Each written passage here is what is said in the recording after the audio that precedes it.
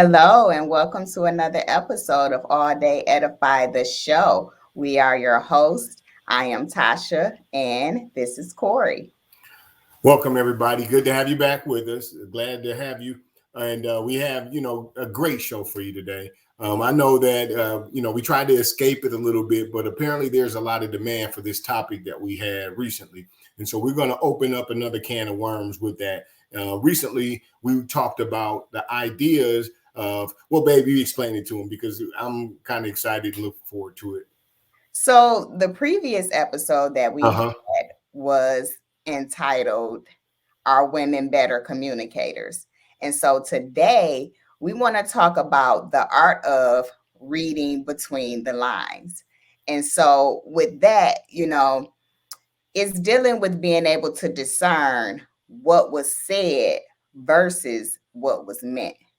Right. And again, I love this topic, babe. A lot of times it's tough to do that. To be able to determine what someone says and what they actually meant is really challenging. And I mean, to be able to do that with accuracy. So, important disclaimer for you. It's important to note that we have decided that based on some of the initial feedback, we want to be general as possible, right? Speak generally about communicating effectively and then begin to speak on the ways that we can enhance our communication process or our style to be better communicators overall. Absolutely. And so we did, some of the feedback is like, basically, because the show was titled Are Women Better Communicators? It wasn't specifically saying them men, but just are we better communicators? And so some of the feedback was, men are better communicators and this, that, or the other. And so, y'all need to talk about that, more in depth. So, we can kind of go, have something for when we go out somewhere and we have conversations. And so, that's right. We realize it could be difficult to listen intently and determine what is meant by the things people say, opposed to assuming you know what they mean. Just because someone says something doesn't mean they mean exactly what they are saying. We really have to pay attention to people to comprehend the meaning of what they communicate, despite the difficulty of decoding. Yep. So we're trying to decode a lot of times, but we have to take it all in. And I agree, and like we talked about in the previous episode, babe, on this topic, gender doesn't make you a better communicator or a less effective communicator, right? There's a lot of extremely effective male and female communicators out there, just like there are deficient, or I'll just say people who have room for improvement in their communication, both male and female. But there's also several misconceptions and myths out there as well regarding communication. And just as there are different character types, like we talked about, different character types out there, there's also unique situations that can sometimes impact the whole communication piece. All right. And it depends on the individuals who are involved in that communication process in those unique situations. I agree, babe. And so, what may be an effective route to take towards having solid communication and understanding with one group does not mean it applies the same way with another group. I mean, we see it all the time in professional settings where you can have a group where they work effectively together, and you can change that setting by adding someone to the group, removing someone, or even adding pressure to the situation, and everything changes. Yeah, absolutely. And so people become better at communicating with each other. A lot of times it's based on their familiarity with somebody. This is why it's so easy to have things that you say be taken out of context in the early stages of you developing a relationship with somebody. The words that we speak, are subject to interpretation of that person who's a receiver. So if that person that's receiving that message don't really know you really well, they can take it wrong real easily. Say, for instance, you have a certain sense of humor, and you may have a certain level of sarcasm you like to throw in your conversations. For a person that don't know you, that's a lot to read into, right? So when we speak, what we got to do is work on being effective and also being fair to that person as that relationship is developing more, as you're becoming more familiar with people. Just really kind of keep it plain, right? So then that way you can gauge how your words are going to be received, whether this is somebody who is able to receive sarcasm or humor and not take it the wrong way. Otherwise, you'll further complicate your growing familiar with them as you become more accustomed to communicating with them. I think that is so key, understanding, people, because like you just mentioned with the whole somebody being sarcastic or, things like that, it's like because you can easily take what somebody say out of context because you don't know their character, you don't know who they are. And sometimes some people might need to keep that sarcasm to themselves based on who they're communicating because they know that that person is not going to get their personality, their humor. Right. And the main thing is you want to be impactful when you communicate, right? And so all that sometimes in the communication process, they call that noise. Take the noise out of it because like you were saying last time, who's the star? The message, the Yep, yep. message. Yep. And so, yeah, absolutely. The message is the star of the show. And, that brings us to this quote, that we discovered as we were putting this together. And this is a very real quote, and it applies to all areas of the communication process, and it says that just because I know what I said doesn't mean I know what you heard. And so Hmm. that's really powerful because a lot of times when we say stuff, we think that people receive it the way that we intended for them to hear it. And so this is very powerful. Just because I know what I said doesn't mean I know what you heard. Yeah. Yeah. I don't know your filter. You know what I'm saying? How real is that? This is proof that it's possible for there to be two different conversations, two different messages being conveyed out there when there's a disconnect in the understanding of the sender and the receiver. Now, additionally, we found also that there are some other statistics which we pulled. This is 2021, but from 2020 data. And it says that in a recent survey, right, of the 100% of the companies or organizations that were surveyed, 74% of them said that their employees at their company are now working remotely. That's like 3/4 of everybody that was surveyed.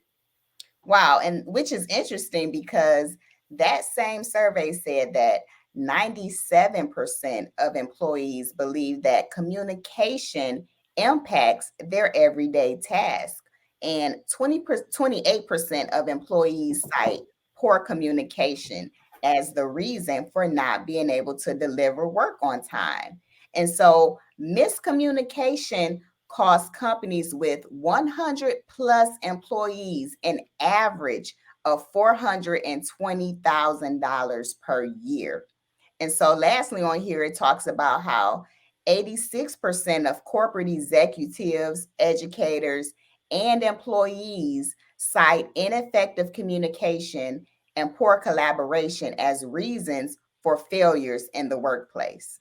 Absolutely. And that's not a total of $420,000. That's an average of $420,000. And so the obvious point being that effective communication or ineffective communication can impact productivity.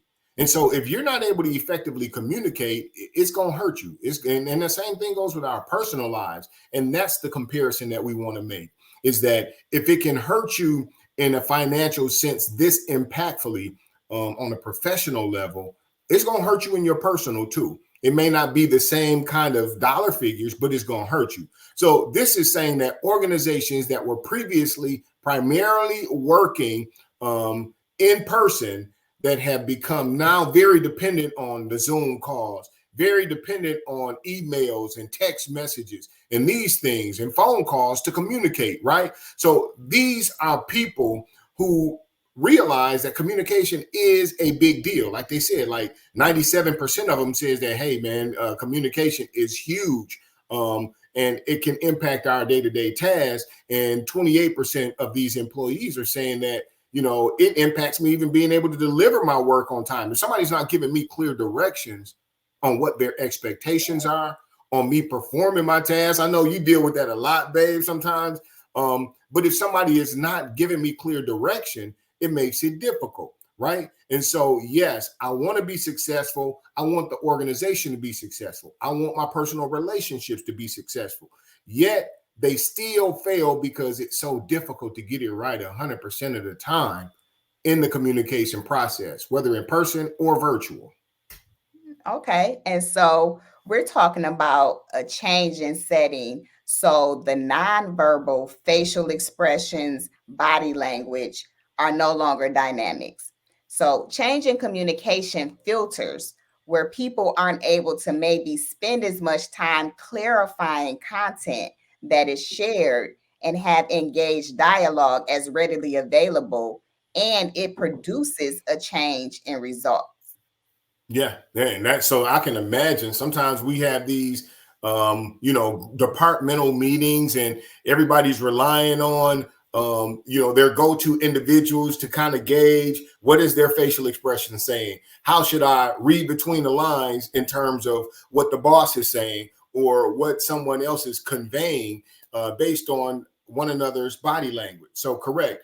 The end result in all of this, babe, is for us to be effective, right? And less effective communication when there's a disconnect with the factors that plays a role in how the message between the sender and the receiver is passed. So if you take out the things that we rely on so heavily, again, based on familiarity, you take those crutches away from us in the communication process. Oh man, it gets real challenging there. Absolutely. And so that is so real. And so today, we're going to talk about how this applies to other relationships and interactions in our lives, specifically our day to day, non professional interactions. Yep, absolutely. So many different unspoken meanings. You got to really read between the lines, like what is being conveyed, right?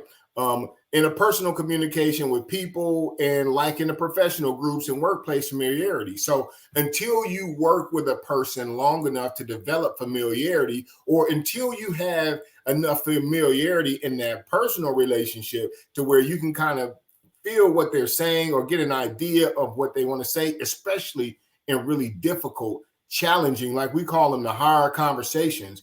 Until you get an understanding of what they're trying to convey, you can completely misread that. All right. And so, babe, can you give us just some examples, so then that way we can kind of talk a little bit more in detail? Okay, so let's start with this one. Never mind.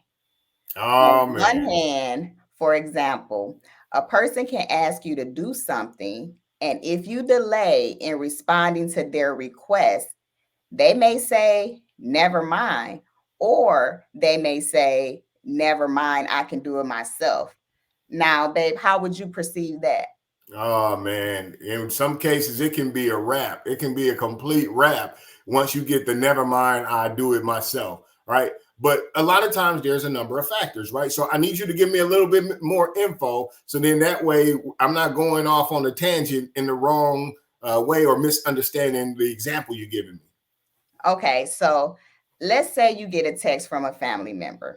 And like we said earlier, if it could be timely, accountable, if you can be timely, accountable, and effective in communicating with, your boss or in professional settings, how will you respond to a family member or someone in a personal relationship?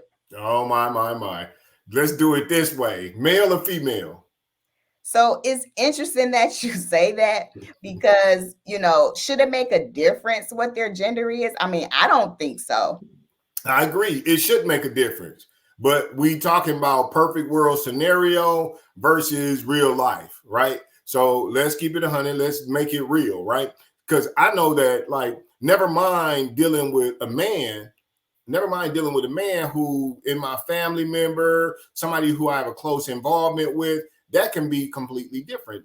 That's their way of saying It's very different from a woman, because they could be saying like, look, I know you're probably busy. I understand this particular time of day you tied up or whatever. I'll try to handle it myself, and I'll just get with you later. No worries, right? But for a woman, and I won't just say just in my family, but for a woman, man, that has different meaning. A woman saying, never mind, I just do it myself, that takes on a whole different meaning. Now, I'm sorry, but I hate to kind of, I'm kind of on the fence about that when you say, a woman saying, never mind, taking on a whole different meaning. Now, I believe that, just like you said, if you're talking to a man or something like that, based on your relationship and things like that, they're saying, hey, I know you're busy, I'll handle it myself, no worries. But that's the same approach that a woman can take. So I believe that it's based on the relationship that female or that woman has with either a male or another female. And so I think it just depends on relationships, because number one, that same response can be made, or number two, based on that relationship with that person, whether it's a male or a female, is once you put that request out there, what type of response did you get? Did you get that response that says, okay, based on a response or even non-response, that number one, they're going to take their time fulfilling the request that you're asking for, or they're not going to do it at all. So I think that based on the response that you get from that person that you have that relationship with determines your response, because now it's like, okay, I know that response, so they're not going to do it when I need it done. And they should know me well enough to know that I'm going to say, never mind, I'll do it myself, or I'm going to get somebody else to do it. Right, right. So when you say the response, you're talking about the follow-up response that you get from them. Gotcha. I Absolutely. agree. I agree. And so I think that the thing that you have to keep in mind is, like we said, we're talking about like somebody sending you a text message, and let's just go with the real, right? Somebody send you a text message, you don't respond. Next thing they're doing what? They calling you. And so when they call you and they're still not getting a response, now we're getting the never mind, I'll take care of it myself text, right? And once you get that text based on you not being timely, I think that the things that you have to keep in mind is, number one, the only way you can give any expression to kind of give somebody an idea is what your level of frustration or being upset is whether or not you put it in all caps in a text, or if they leave you a voice message. But if it's not in a voice message or a text, you got a whole lot you're trying to figure out. So I believe that based on, like, say, for instance, let's be honest, in our culture, a lot of our women have a lot of frustration in not being able to rely on many men who we do make contact with, many men who we do say, hey, I'm comfortable in asking you to do a favor for me. And so because of that, my thought process is, I understand that. I understand that you probably can't count on anybody else to help you in this situation other than me. Okay, so we benefit from this being, like a few reliable people that women can call on for things. We benefit from it in many ways. However, sometimes we are struggling with being able to reciprocate being reliable or being valued at that level. So I owe it to that person. When I call them, my follow-up is, hey, look, I was tied up with this. Otherwise, I would have called you back, but I was just busy. So what can I help you with? And so I believe at that point, the difference is that I'm now trying to reconcile that situation. I believe that you owe it to me to try to explain to me that, hey, when I said I got it covered, I'm good. That means that, hey, I understand you probably, took my text the wrong way, because you should understand that, never mind, I take care of it. Man, that's a big deal to a brother. When you tell a brother, never mind, I take care of it, oh man, that's a big deal. So we know that it can be damaging, and we have to do some damage control when you get that text. Okay. And so I heard what you said. And so and so I just kind of want to chime in because, I do agree. I definitely agree with you, because very important that you said is, after the text is made and you follow through with the phone call, like, hey, this, that, or the other. I think that that's very key, because a lot of times there is no follow through. And so a big gap in the communication process is that follow through, is because if I send a text and I don't get a response, then if I know your schedule or something like that, there's a lot of open room for miscommunication, because number one, Right. a lot of times you maybe you didn't get the text, number one, you know what I'm saying? You Exactly. never know what happened. And then number two is maybe you were busy, maybe you didn't have time to be able to even respond with the text. And so Exactly. I think that the follow through, like you saying, picking up the phone, hey, just wanted to see if you got my text or whatever, but without that follow through, now there's a bigger issue, is because now you're upset, you're mad, and it's Right. like this isn't just a female, it's male or females, because you didn't respond, is Right. because there was no follow through in that process.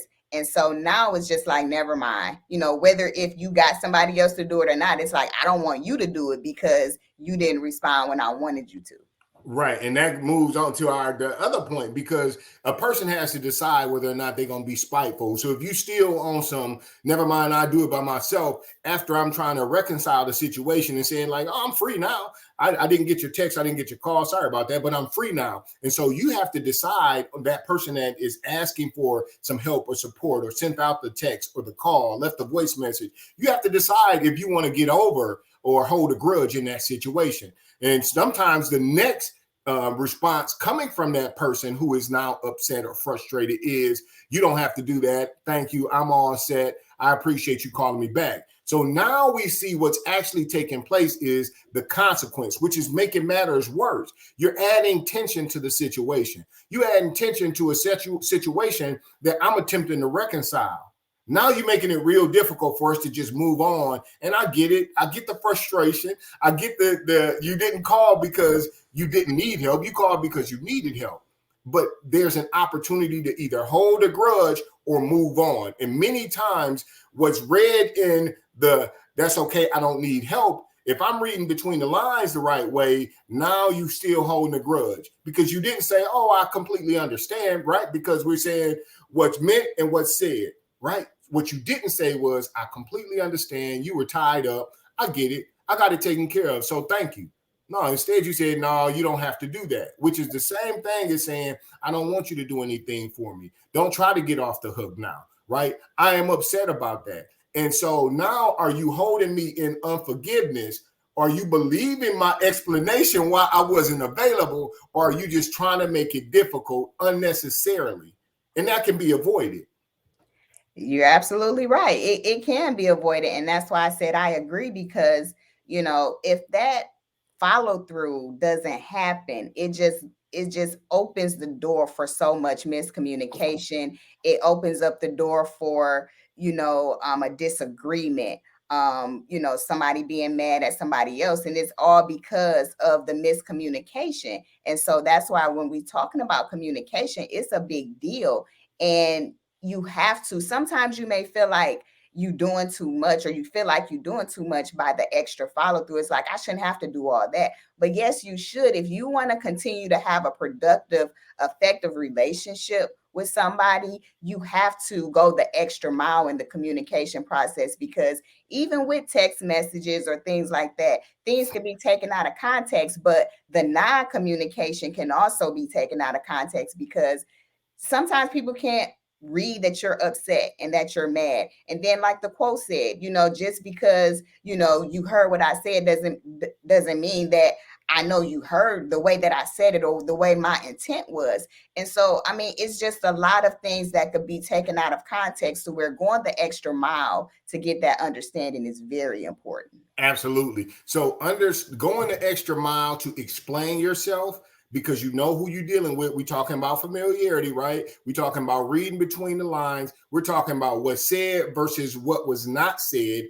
and what was meant, right? So you go the extra mile to give the explanation. You go the extra mile to make yourself available, regardless of the timeliness or that person's sense of urgency and needing you at that time. You go the extra mile to make it known that, hey, I apologize, I wasn't available, but I was tied up. What's up? You got me now. I got you. What's up? And so the same thing goes for that person who is initiating the communication.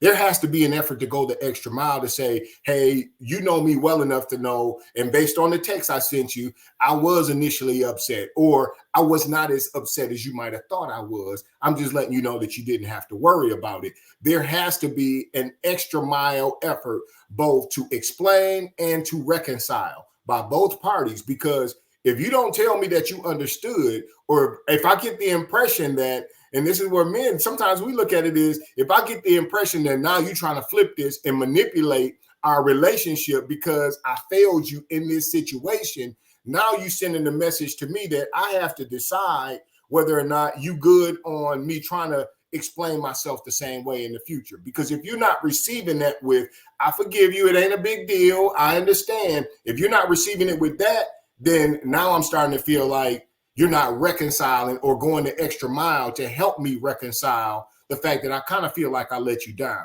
And this is because we fully understand that a lot of times our women in our culture have to deal with disappointment and failure. And if I'm someone that you can rely on, I want you to know that I got your back. You can rely on me. But don't abuse that by not acting like you understand my explanation. Then it's a problem. And I mean, I truly believe that, you know, from a woman's perspective, there are a lot of effective women communicators. And so, you know, I just, you know, I don't think that there's, you know, women are better communicators than men, or men are better communicators than women. I think that the core of it is, you know, relationships. You know, Absolutely. what type of relationship do you have with that individual, or do you even have a relationship with that individual? And then here's the other part, babe. What kind of relationship do you want to have moving forward? Because that one situation don't have to define your relationship. It's a matter of, again, we talked about it before, your bounce back. What's your bounce back like? It happened, it's over with. What is your bounce back going to be after I come through and explain that, boom, I didn't mean to let you down, but I got your back. It's over with. What's up? Don't be upset at me that I'm ready to move on and let you know that and show you that I didn't mean to fail you, but I got your back moving forward. Let's move ahead. What do you want the relationship to be like from that point forward? And if you really want it to grow and to flourish, then you got to be willing to put stuff behind you, both males and females. You know, you can't get upset that she was frustrated and you let her down or you didn't respond. Only you know whether or not you are available to respond in a timely way. So you have to be ready to explain yourself, because we rely on very few people, right? But we have to show ourselves to be supportive to those people who rely on us. Right. And so I do know that, you know, this topic is, you know, very heated, and, you know, we could talk about this for a while, but I do know that on our next episode, we're going to have some guests on, and we're going to talk about the male and female perspective. So we're going to have a male and a female on that's going to, you know, I'm looking forward to it. Some more, you know, insight in this regard. And so, you know, we just want to thank you guys for joining us for another episode of All Day Edify, where our aim is to uplift, inform, and enlighten you. All day, every day. Do you provide human services? Are you an entrepreneur that contributes to society? Do you have access to tools and resources that facilitate growth and development? Come be a guest on our show. You can email us at alldayedify@gmail.com or send us a message on our Facebook page at AllDay Edify. The TV talk show. The TV talk show. The TV talk show. The TV talk show. Game Talk of life. Game of life. Game of life. Hosted by the real OG. The real OG. You can watch it every Monday, Wednesday, and Friday, 7 p.m. at www.sundial.tv. In the game of life, you're going to get knocked out, get knocked down. Ain't nobody going to be there to pick you up. Mama not going to be there to hold your hand all the time. Daddy ain't going to be there to shield you all the time. We done went insane. When you done go insane, you don't even know certain things that you do. Real OG is going to give it to you raw and in your face. You know what I mean? What's going to be your what and your why? You know what I'm saying? What is it that's going to get you motivated? Don't forget my haters. Y'all know what it is. Catch up on past episodes on YouTube. Search Sundial Networks TV show Game of Life. Hey, Heidi and Roku fam. It's your girl, no other than, and that's me, I am hosting That's My Jams on Tuesdays and Thursdays, 6 to 7 p.m. and on Saturdays, 2 to 4 p.m. Eastern Time. Please join me so we can enjoy these jams together. And also follow me on Instagram and let me know what jams you may want to see. And we might just be able to get those played. Either way, join me. No other band. I'm looking forward to seeing you.